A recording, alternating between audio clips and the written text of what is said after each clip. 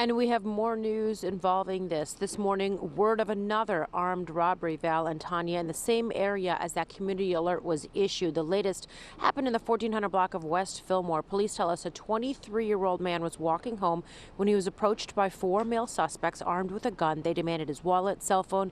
He complied. The group took off in a black Honda sedan. This, as a community alert is issued, linking 50 recent robberies across the city.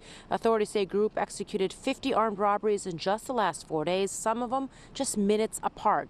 The group includes 2 to 4 thieves armed with guns, wearing hoodies, ski masks. Police say the far north, northwest, and west sides of the city are the target areas. We talked to one victim that was hit over the head with a gun, leaving a bar near Grace in Albany around 4 Monday morning.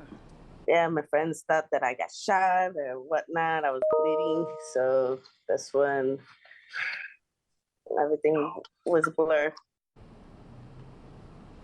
Police say a fiery crash in Ravenswood late Monday morning was the work of thieves driving a stolen car trying to escape police. They slammed into a city streets and sand truck. The car immediately burst into flames. There were more robbery incidents, this time in Humboldt Park, Ukrainian Village, and Logan. Square police are working to see if it's involving the same group of thieves.